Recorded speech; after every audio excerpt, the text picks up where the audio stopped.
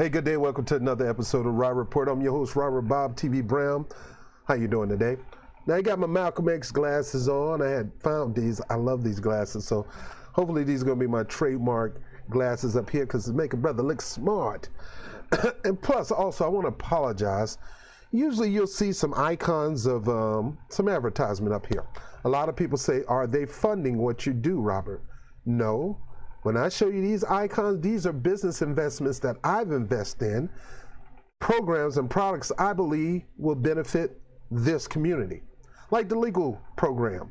I think everybody should have access to their rights. It's more important just to know your rights. You got to know how to execute your rights. So I'll tell you about EJ for All.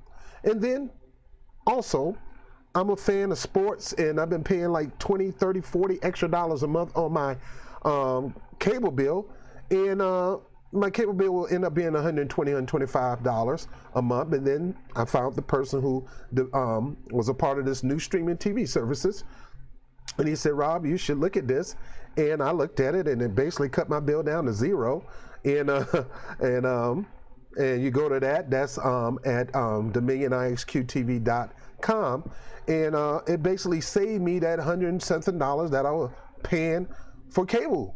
You know, and no need for the cable box. And I know some people, you access free TV from the internet, but free doesn't mean free from hassle. So I've gotten the services, and I love the services, and I can take it anywhere in the world with me, and I can partner up with people anywhere in the world to be my business partner so they can offer this to their community also. So I'm saving a ton of money, so I figure if I can save you a ton of money, maybe you'll take a little bit of the savings and put it this way and support the channel, whether it's $5, $10. If I can save you $100, should be right to support me for $5, $10. I never got in this for you to do anything for me financially to support the channel, but I leave it open because my mom say, when you allow people to bless you, they become blessed. Blessed means empowered to prosper. So when you allow people to empower you to prosper, you'll be empowered and prosper. So that's why I leave it always open for you to bless me either through Patreon or through the PayPal account. I hate the YouTube Super Chat. Never, ever send me anything from YouTube Super Chat. Matter of fact, I don't even worry about monetizing these videos up here because I don't want YouTube to call my shots. Forget YouTube. I don't even hit the monetization button on none of my videos because I'm trusting that through these two business opportunities I got and through my relationship with you, and I do have a job, everything will be okay. Would I love to do this full time? Yes. Do I want to depend on me asking people to support the channel? I'm not going to ask you. I'm going to always give you the opportunity to do it, but I'm not going to say, please contribute. I've been going through an ad apocalypse and they hit me hard. And there's nothing wrong with that because sometimes you can, but my faith is in something bigger than me and me asking. Okay? It's always open for you to support this channel. If you're going to support me, the best way to support me, if you're not going to do it through my PayPal account, is by becoming, by doing business with me on the legal end or doing business with me on the streaming TV service end. Because through being part of my businesses, allow me to serve you as a business owner, I will automatically get money to help me free myself to do this automatically just by you becoming my client. I don't have to ask for nothing extra. Just you becoming a client of from the website EJ for All and from the website DominionIXQTV. You becoming my client, I'm taken care of, and I can do this more. So, all right. So enough of that, because I know some people probably wonder, Rob, you look like sold out to some company paying. No, those are my businesses. I invest with my own hard-earned money into those businesses, and if I'm investing, I'm looking for a return, and I will be looking to at least let people know about the products or the programs that I have available. But I'm not sweating nobody to get it. You get it anyway. Anyway, so what I want to talk about, is Joe Biden. You know me, I've been on this hubris. I've been on this campaign to really expose Joe Biden for the fraud that he is. I never met a fraud as fraudulent as Joe Biden. And I want to make sure really, really want to make sure that we can get Joe Biden truth out there before everybody. See, in my opinion, I believe Joe Biden got a makeover from Barack Obama. But it didn't work all that well, because you put lipstick on a pig, it's still a pig. Might be a little prettier, but it's still a pig. And Barack Obama tried to put a lipstick on Joe Biden, the racist, white supremacist, and it didn't work. Well, how can he be a racist and white supremacist and he's Obama vice president? One of the greatest tools white supremacists and racists use is of the black people. Now, in my community, we call them coons. But according to white supremacists, every black person, whether they're an arm of white supremacy or not, are considered coons. Now, I'm not going to get on this because a lot of people say, Robbie, you're getting too much into this black pride and this white supremacy. I get into it because it's the truth. I'm going to try not to stay on it because I don't want my show to be all about exposing white supremacy. I'm not that dude. There's other channels you can do that. But I'll expose it when I need to. And this is one I need to talk about because Joe Biden is one of the most racist politicians you ever met in your life. But the thing about Joe Biden is he's not in-your-face racist. He's not going to call you racist name. He's going to seem like he's your friend. Those are worse racists. I like my racism up front, in my face, ugly, so I can challenge it eyeball to eyeball. I don't want the friendly racist, that guy who you thought loved you, that guy who, I told you about my friend who, we've been friends for like 10 years growing up, and then somehow somehow we liked the same girl, a white girl, cute, sweet, funny, and we both liked her, but she liked me a little more.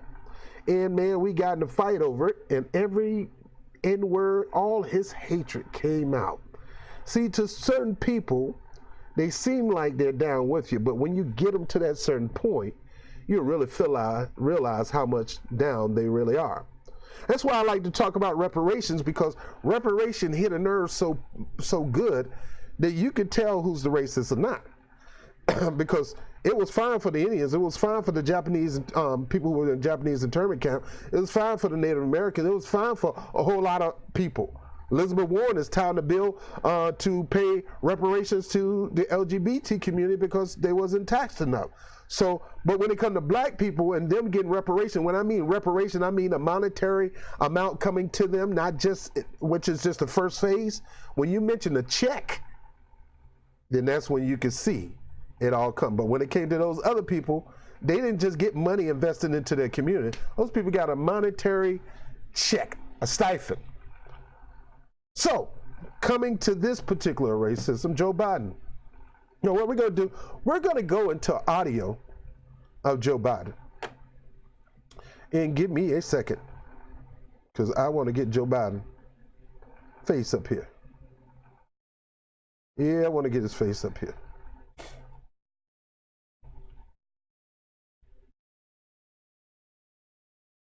Give me a moment.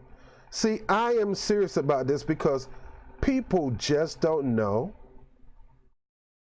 People don't understand. Or the bottom line is, some people just don't care. As long as we get that Trump out of office, that's all that matters to me. I don't care who wins, as long as we get Trump out. So I get the ugly racists out of office, the ugly white supremacists, and he is one. I don't care what nobody say. Trump is a white supremacist with a lot of black rich friends. Joe Biden is a white supremacist with a lot of black friends.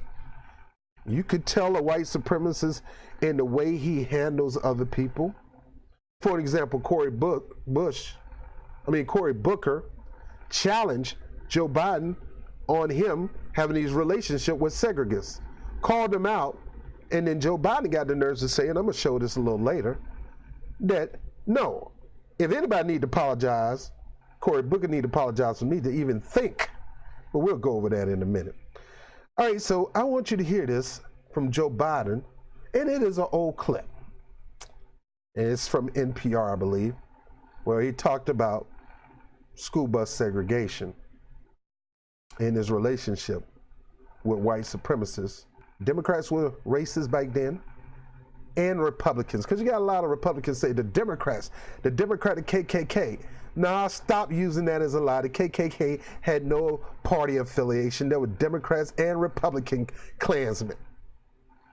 Their organization with chapters, and those chapters had people. It's just like being in the union. The union may support a candidate, but that doesn't mean every individual in the union support that candidate. So stop that. The Ku Klux Klan played both sides like Trump played both sides. So stop with this stupid mess. But let's listen to Joe Biden, and he'll go into detail about school busing. Watch this. Really bad time, what with scenes of Boston and Louisville police and protesters flashing onto television screens a lot lately. 32-year-old liberal Democrat Joseph Biden of Delaware led the fight for the recent Senate anti-busing amendment, which was tacked on an appropriations bill. He says he did it because busing just isn't working, and he's afraid his older liberal colleagues are blind to that fact, and to how a lot of blacks feel about their children being bused to white schools. Biden would rather see massive funding for inner-city schools. But Brooks says the great majority of blacks in Boston, at least, now in its second year of federal court-ordered busing to desegregate schools, believe in desegregated education for their children and realize it won't exist, given present housing patterns, without the use of busing. So how did Biden get Senators Mansfield, Jackson, Eagleton, Symington, Nelson, Magnuson, and others to stray from the pro-busing bloc on crucial votes? Or maybe one should ask, if they were wavering on the question, why haven't they voted against busing before? For fear of being misunderstood, Biden says. I think that part of the reason why much of this has not developed, much of the change has not developed, is because it has been an issue that has been in the hands of the racist. And we liberals have out of hand rejected it because if George Wallace is for it, it must be bad.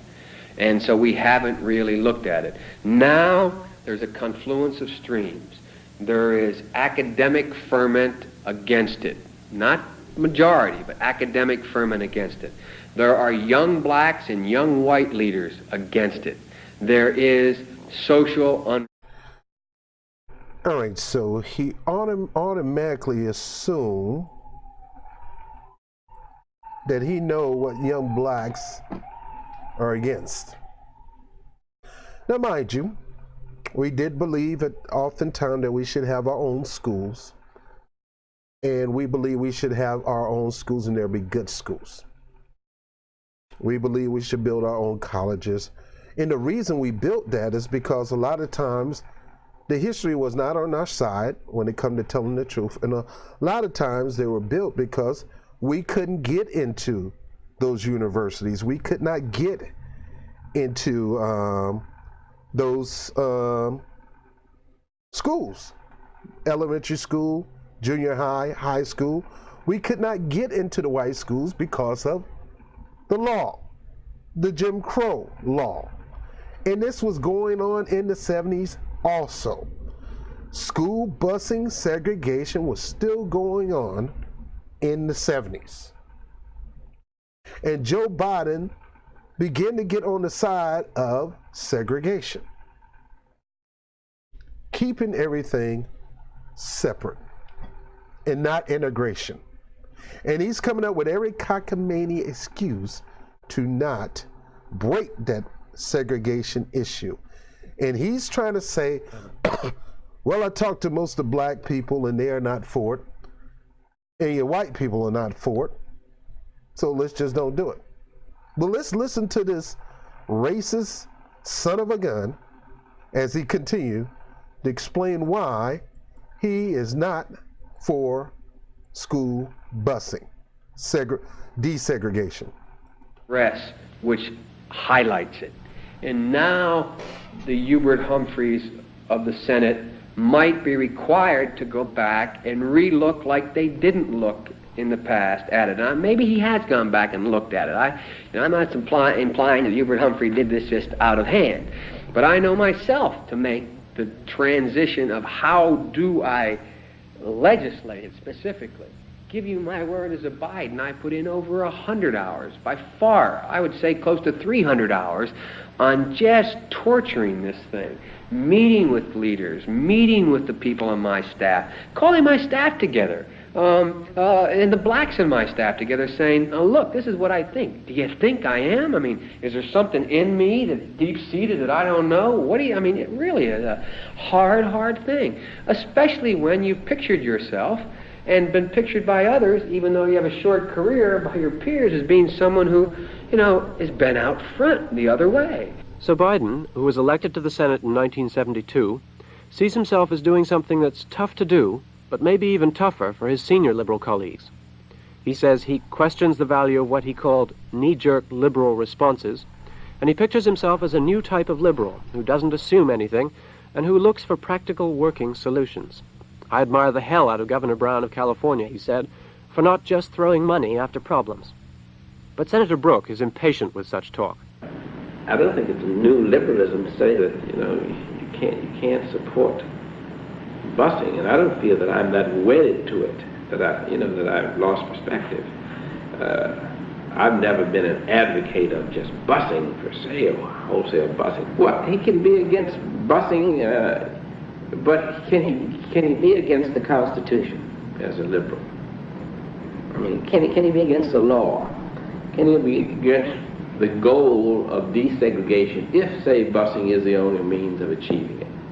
If all these other means fail, and busing is the only one left, is busing per se something that is wrong? Obviously not. If 40% of the children ride buses, actually more than 40% ride buses to school every day. What about a constitutional amendment, I asked Biden. Isn't that what you're going to end up supporting if you want to stop court-ordered busing too? That would clearly do it. I'm hopeful, and I have now that I have some sort of new allies in this area, it's become respectable now for liberals to at least say publicly what they've been saying in private, that busing doesn't work. We are trying to figure out whether or not we can come up with an innovative piece of legislation which would limit the remedy. And I honestly don't know whether we can come up with something constitutional. And if we can't, I will not, in an attempt to eliminate busing, violate the Constitution. I won't do that. The only way, if I'm going to go at it, I'm going to go at it through a constitutional amendment, if it can't be done through a piece of legislation. Again. All right, so once again, we hear Biden said, if it's not going to be done, if we're going to have to do it through a constitutional amendment. Dude, you don't have to go through all that to get it done. You don't have to go through a constitutional amendment because there's nothing really in the constitutional amendment that would separate that situation.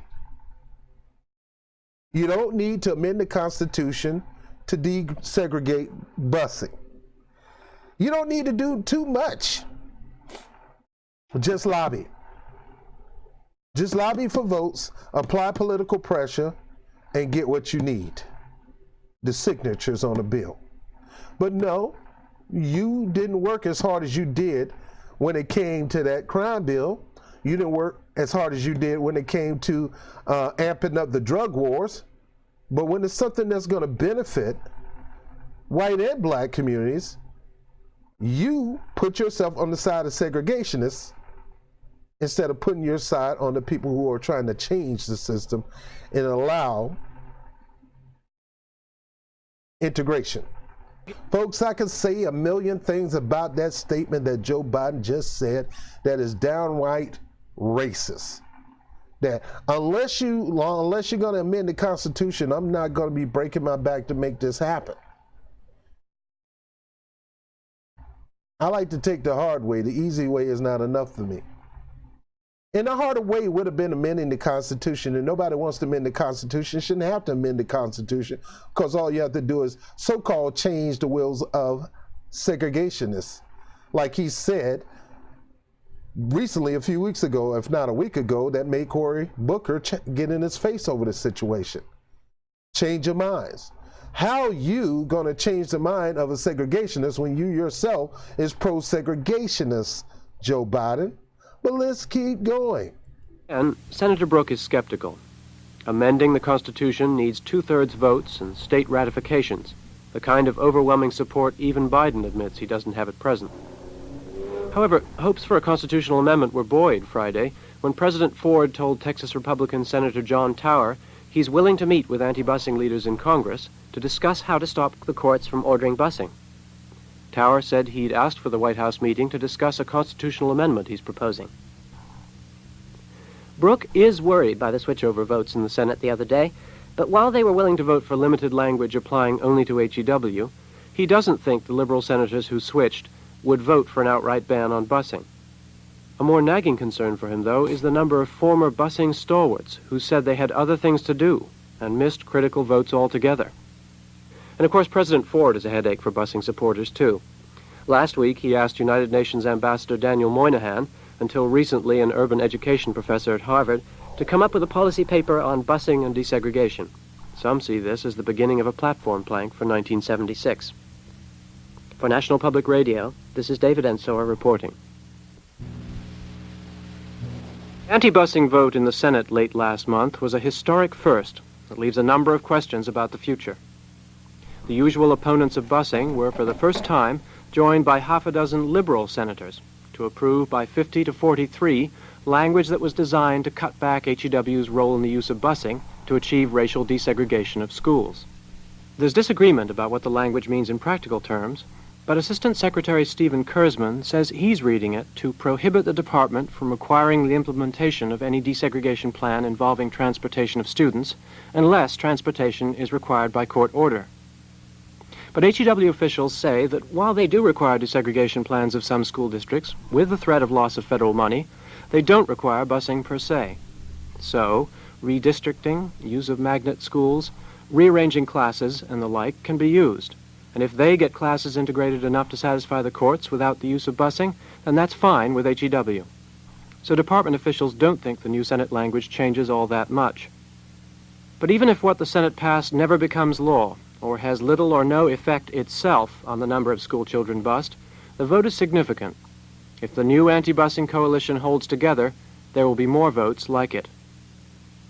Practically every opportunity they get, the House passes anti-busing language of one kind or another, and President Ford takes every chance to utter it, all of which raises the possibility of constitutional tests to come, and, to jubilant anti-bussers at least, the possibility of a constitutional amendment banning busing. But most observers agree with Massachusetts Republican Edward Brooke, who led opposition to the language during the Senate debate, that there's no real chance of a change to the Constitution. Brooke thinks the vote was a fluke in many ways and came at a particularly bad time. You know, we're going through a period they've been seeing on the television, Boston, Louisville primarily recently. You know, that was day after day after day, and what that was doing, the emotion, and people who are in the great middle, who don't even have children, oh my God, it's tearing the country apart, not realizing that all the change that has taken place in this country in race relations has not come easily. We've had that. I've seen it. I've lived long enough. We have a much younger country today. Many of them don't remember what happened when we stopped riding, you know, the segregated trains and the buses and the civil rights movement of the 60s and Martin Luther King and all that went on to achieve the great strides we have achieved. 32-year-old liberal Democrat Joseph Biden of Delaware led the fight for his anti-busing amendment, which was tacked on the latest Labor HEW appropriations bill. He says he did it because busing just isn't working, and he's afraid his older liberal colleagues are blind to that fact and to how a lot of blacks feel about their children being bused to white schools. There are those of we social planners who think somehow that if we just subrogate man's individual characteristics and traits by making sure that presently a heterogeneous society becomes a totally homogeneous society, that somehow we're going to solve our social ills. And quite to the contrary. I think the concept of busing, which implicit in that concept is the question... All right, so before we go any further, I don't understand a doggone thing he just said right now. It's Joe Biden babbling even as a young man to try to make it seem like he's super smart and important. That if we just subrogate man's individual characteristics and traits by making sure that presently a heterogeneous society becomes a totally homogeneous society, that somehow we're going to solve our social ills. And quite to the contrary, I think the concept of busing, which implicit in that concept is the question you just asked, or the statement within the question you just asked. All right, so what did he just say? There are those of we social planners who think somehow. So he considered himself a social planner. In other words, his job is to plan the direction of society. I am a planner. I'm a social planner. I strategize. This is what we do. We strategize what America should look like. That if we just subrogate man's individual characteristics and traits by making sure. All right, so let's modernize what he just said. All right, so we got a post-racial society, a society of equality, is still trying to tell a segregated society what to do. And for us trying to do that is going to be hard. Sure that presently a heterogeneous society becomes a totally homogeneous society, that somehow we're going to solve our social ills. And quite to the contrary, I think the concept of busing, which implicit in that concept is the question you just asked, or the statement within the question you just asked, that we are going to integrate people so that they all have the same access and they learn to grow up with one another and all the rest, is a rejection of the whole movement of black pride. All right, so Joe Biden is saying if we work this hard, starting in the school bus system, to move people from desegregation, to move desegregation into a desegregated society, that is a spit in the face of what the black movement is all about. Now, the black movement all about wasn't apologetically we should separate ourselves from society. We should have our own society. Now, there was a certain aspect of the black movement that considered that. But if you read even Elijah Muhammad's statement, he wanted equal society, but yet he believed we should have our own communities, just like any other community. Italians have their own community. Chinese have their own community. Everybody have their own community. You got Koreatown, then blacks could have their own community. And the different aspect of black community should have their own communities, like Jamaica Town, African Town, or whatever, for business purposes. But we're all one. There's no separation. Whites can come over here and do business with us, and we should be able to do business there. But the way Joe Biden wants is, we should not bring segregation. We should not bring desegregation in the segregation society. Leave it alone, because if you do, you're spitting in the face of what blacks are trying to do. So let's not try to get black kids into white schools, or let alone on white buses. Let's just don't touch that at all. Let's let them do what they need to do to build up their community, and we build up our community. But Joe, we built up our communities and you guys tore it down. You burned them down. You dropped bombs on them. You literally found ways to go in and slaughter black people, black upper elite people in upper elite towns. You lie. Somebody got raped, or somebody stole, or somebody broke in, somebody looked at me the wrong way, and people go in and demolish a whole entire town. But yet that same town, case in point, Black Wall Street in Tulsa, Oklahoma, that same town, same thing with Rosewood, the same town invited white people to do business there. You could come there anytime you want if you're white. They didn't believe in segregation. If you couldn't get it's because white people they never wanted to do business with us unless it's the last result. You can't get along in your own community. Last result, you go to the black community and see if you can get along. Can't get no business done in your own community. Last result, get some business done in the black. These are white people coming to black. So why is it wrong, Joe? Let's continue to listen to Joe. It's a rejection of the entire black awareness concept, where black is beautiful, black culture should be studied, and a cultural awareness of the importance of their own identity, their own individuality. And I think that's a healthy, solid proposal. But Brooke But Joe, you're not going to use that as an excuse like everybody else come up with some lame excuse to not do something. Stop being a lazy person. Well, this was in the past. To this day, this is Joe's mindset. You're going to use us as an excuse why you can't do something.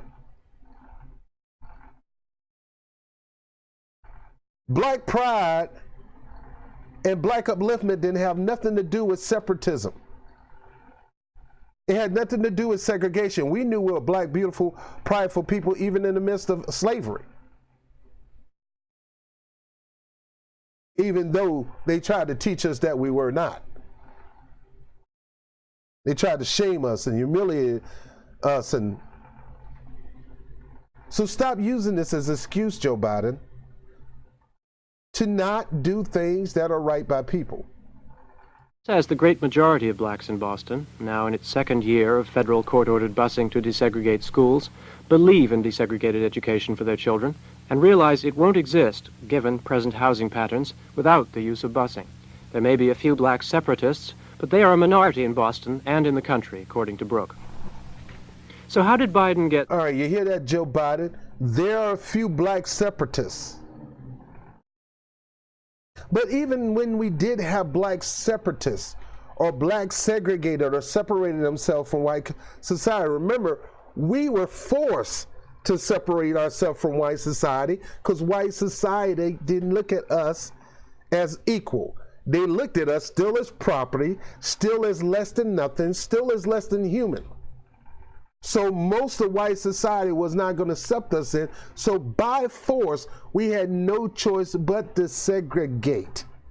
It was nothing that we want, but we embraced it because we couldn't depend on the government or white society to help us build. And that was a positive thing, in a sense, because we learned how to depend on ourselves.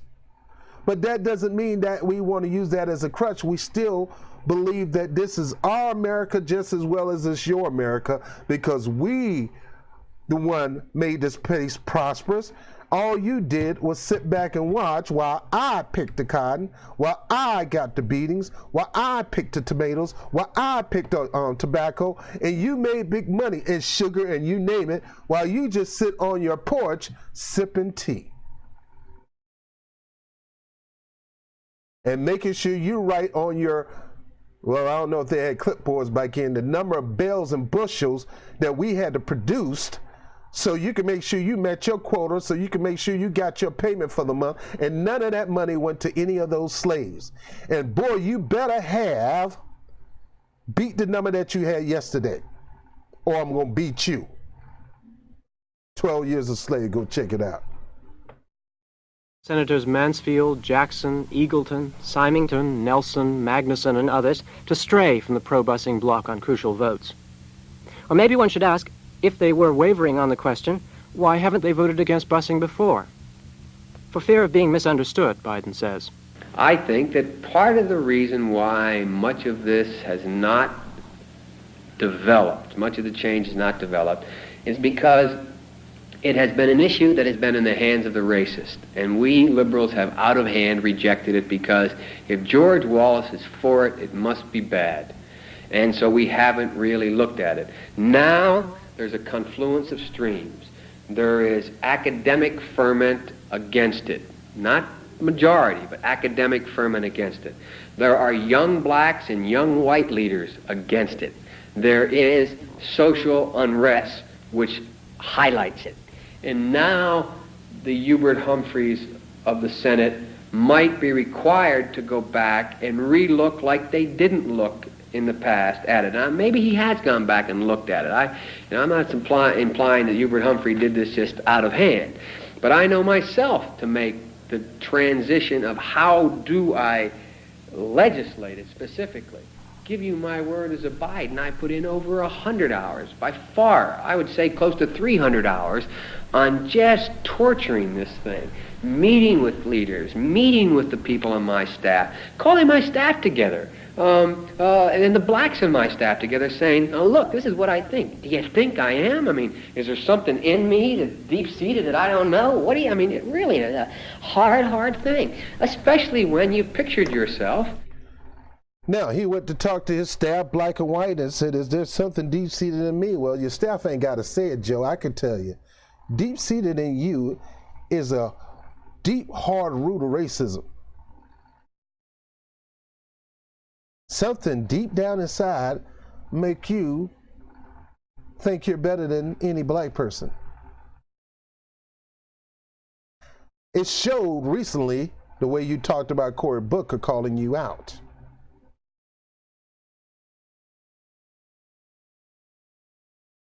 I wouldn't doubt if you didn't think you were better than Obama.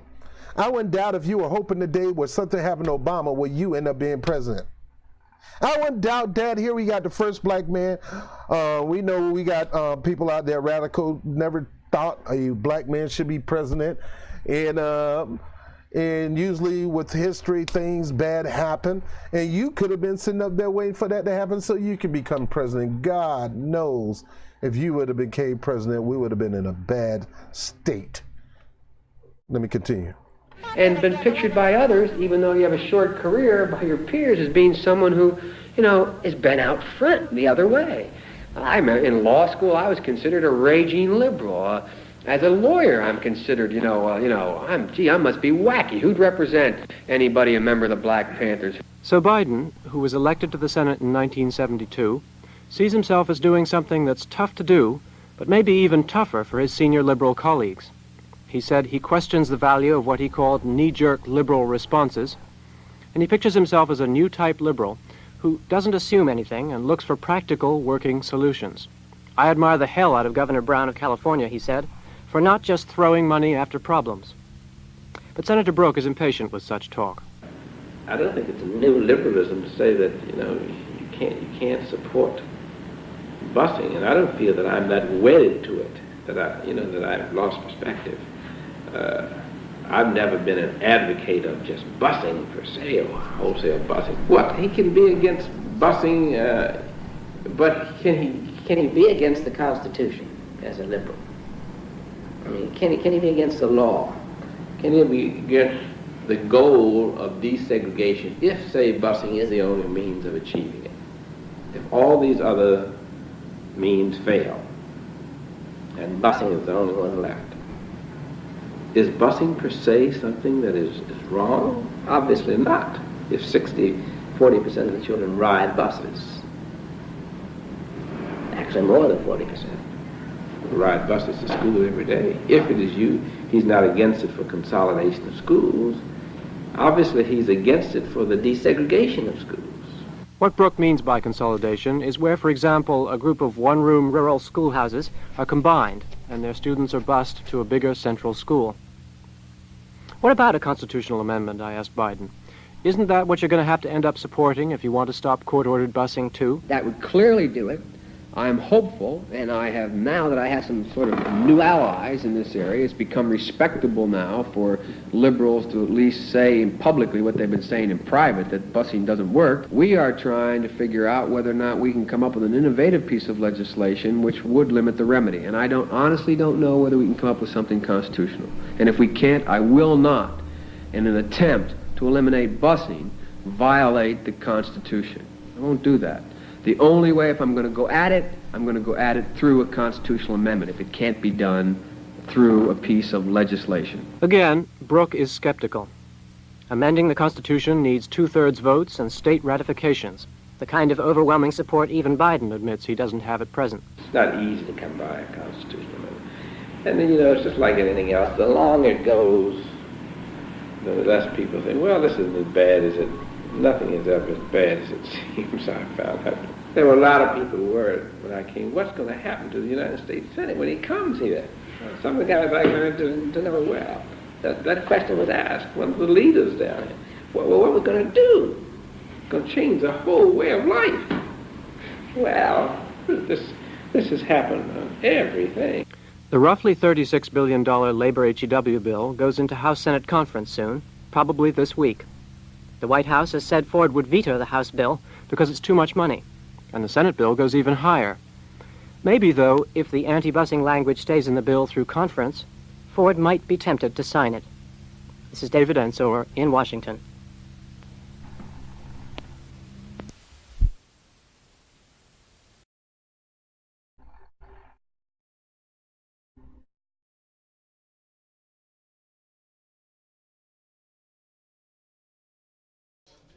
Guys, welcome to Delaware.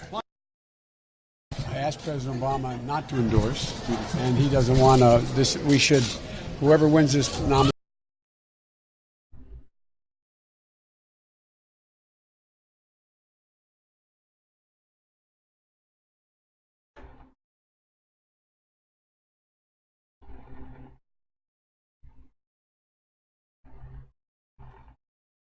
I want to state at the outset that the vote we're about to take is not about John Bolton.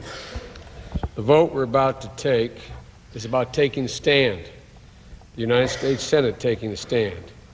The vote is about whether or not the United States Senate will allow the President to dictate to a co-equal branch of government how we, the United States Senate, are to fulfill our constitutional responsibility under the Advice and Consent Clause.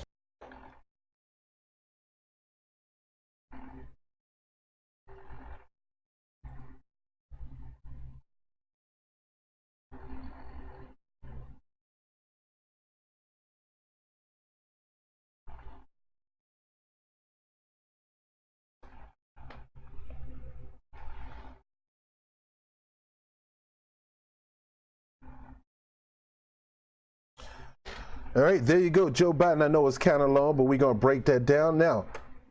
They asked the Congressional Black Caucus members about this situation, about Joe Biden's past opposition to school busing, and this is what was said. One of the senators that brushed it off was Representative Bobby Scott. I'm not a fan of Bobby Scott.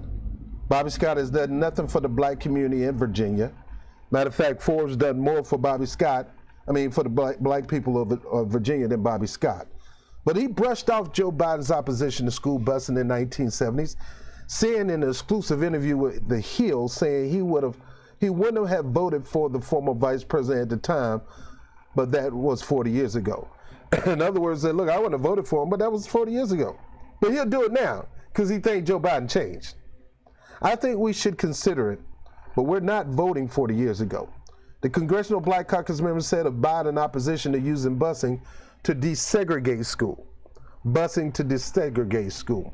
We're voting today, and what positions someone had 40 years ago, I don't think should be dispositive, said Scott. Well, let me tell you something, Scott. What you do today determines your tomorrow if there's no moral change. And recently, throughout all of Joe Biden voting history, there is no moral change, Mr. Bobby Scott. Now, he said this, you consider it. I think we're voting today, and the issue would be, what are the issues? What are the positioning that he'll take going forward, not looking forward, or not looking backwards, whatever. I think he meant to say backwards. What would he be doing going forward, not backwards? Well, what he's done backwards would determine what he's going forward. A leopard don't change his spot. Pressed on whether Scott would provide such charity to a Republican member of Congress, Scott raised former Alabama Governor George Wallace. Now, if we're voting 40 years ago, I don't think I'd vote for Joe Biden. But you have to remember that George Wallace, when he last ran for governor, got 90% of the African American vote in Alabama. That's because he changed his position on things, and looking forward, they had more confidence in him than his position. And that's the problem with we as black people. We're voting on people believing that they're going to do something, but when they get in office, they don't do nothing. Well, what did George Wallace do? And I'm not talking about the comedian George Wallace, okay? Wallace ran as a pro-segregationist candidate for president in 1968. pro-segregation. But by the late 1970s, he had become a born-again Christian and renounced and apologized for his past views on segregation. He was then reelected as Alabama governor as a Democrat in 1982. Not only that, some things happened to George Wallace that they don't want to talk about. That will change your life too, but I'm not going to go into that. Biden was a vocal opponent of school busing in his early U.S. Senator's career, even at one point seeking the support of segregationists, according to letters recently revealed by CNN. School busing was a federally mandated program in the 1970s to fulfill the Supreme Court mandate in Brown versus Board of Education by bringing minority students to predominantly white schools. I think the concept of busing, that we're going to integrate people so that they'll all have the same access and they learn to grow up with one another. And all the rest is a rejection of the whole movement of the Black Pride movement.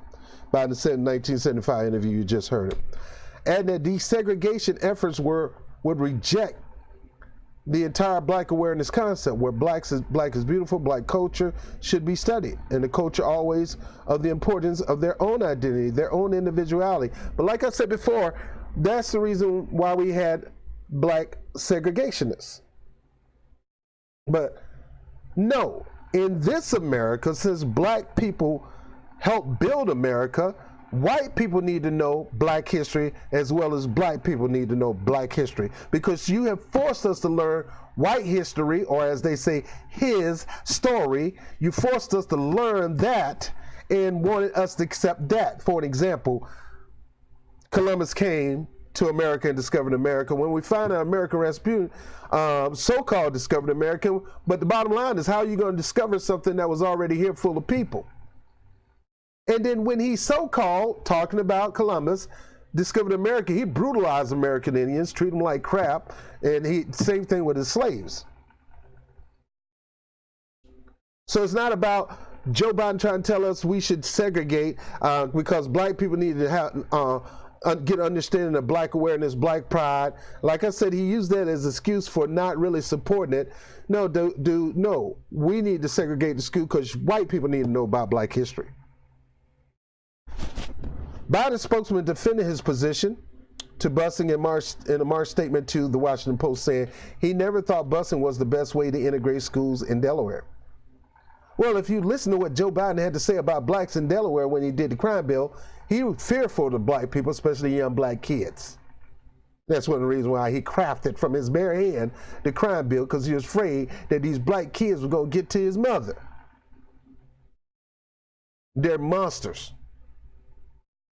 They're beyond reproach. They're super predators. He didn't want these super predators on a bus with his kids. Now, the bottom line is this: Joe Biden has a history of racism. He has a history of white supremacy. He don't want to take up the moniker and just admit that I'm a white supremacist, and he can't, even if he was, because it would mess up his ability to go from one side to the other, one side to the other. He need to be that middle road Joe. I got a piece of segregationists and Black people. Those are the worst people you need. Those are not the people that you want to trust. You want that person that's going to stand up in the face of white supremacy itself and look at them eyeball and eyeball and say, I see what you're doing. Things are going to change whether you like it or not. Things are going to change. This America is growing. Pretty soon, whites will be the minority, and they're freaking out over that. I get that. Because they fear, after the things that we've done to Black people, the things we've done to Native Americans, the things we've done to minorities in general in white supremacy, if they get the majority, they're going to turn the tables on us and they're going to hurt us bad, and that is not true. That is not true. Much as I hate slavery and how slaves got here, the point is, it would have been hundreds of years before Black people actually got here because of slavery. So I'm not saying slavery was a blessing. There's a lot of cursing that has happened to people that you can turn into a blessing. That's why I love the story of Abraham's son.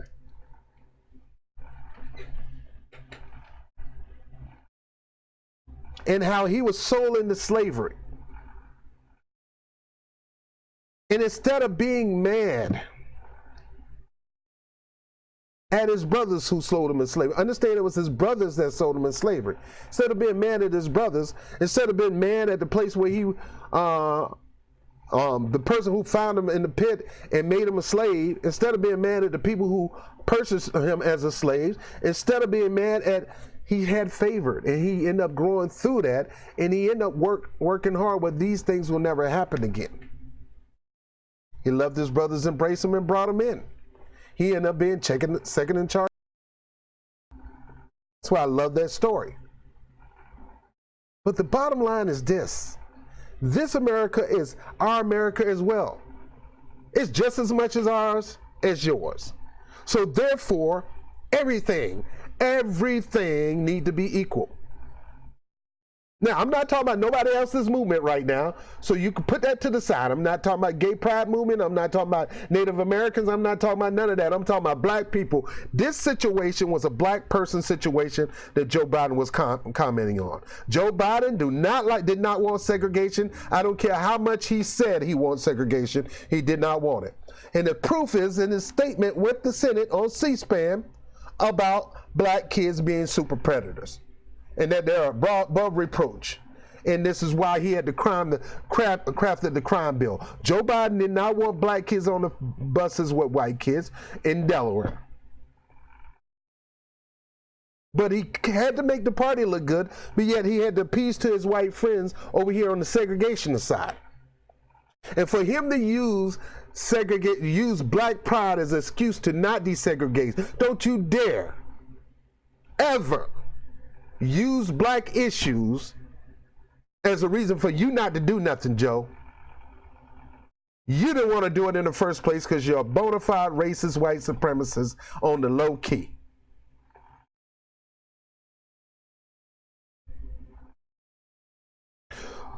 Desegregating is a spit in the face of black pride. Really, Joe? What you know about black pride?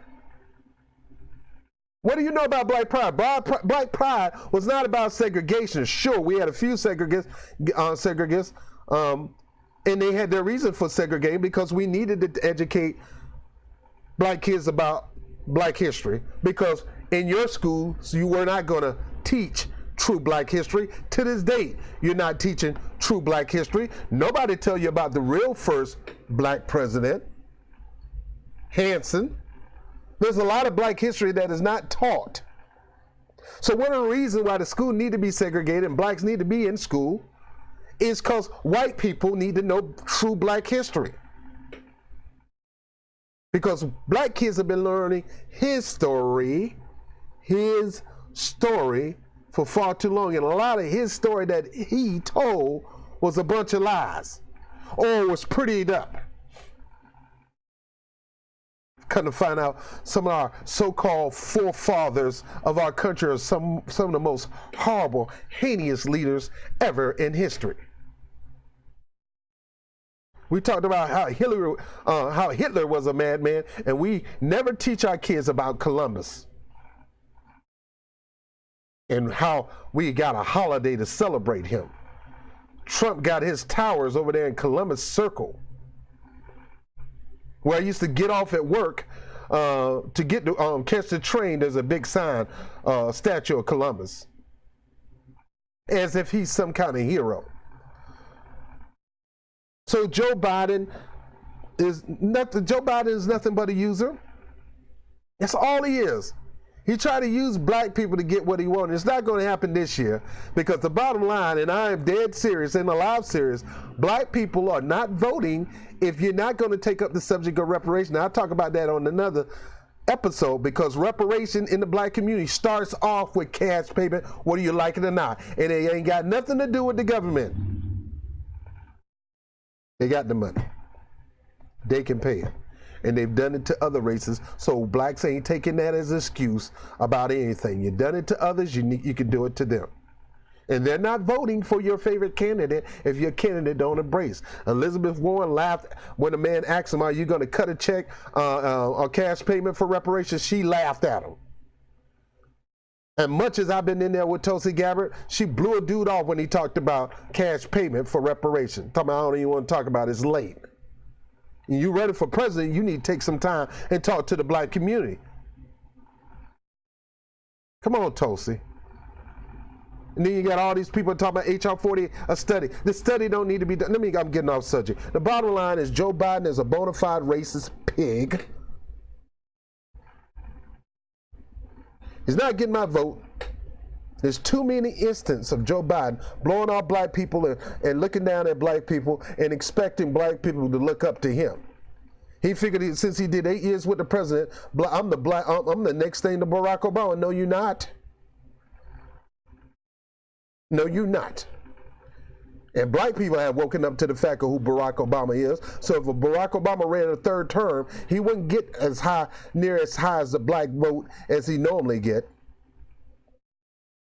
Blacks would have been canceling him out too. So I'm done with this subject, man.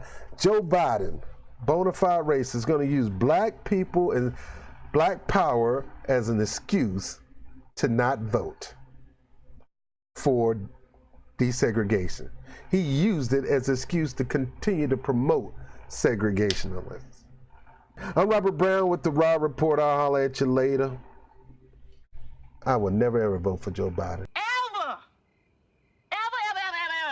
Hey, thank you for watching that episode of the Rob Report. Before you go now, I need you to do two things for me. First thing, I want you to like the video if you liked it. Second thing, I want you to share it all across social media. And if you have not subscribed, please make sure you hit the subscribe button right now. Stop and do it. As Jimmy Dore says sometimes, you think you're subscribed, or you go check and find out you're not subscribed. So make sure you check that you're subscribed and hit the notification bell. That'll let you know when I put a new content out.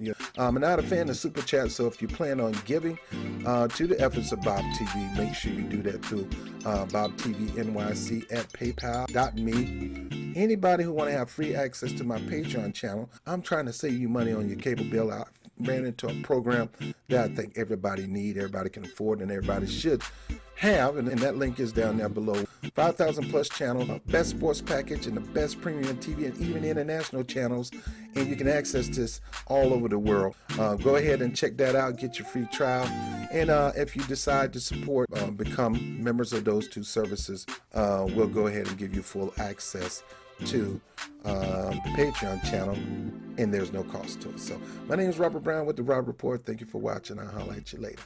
Peace.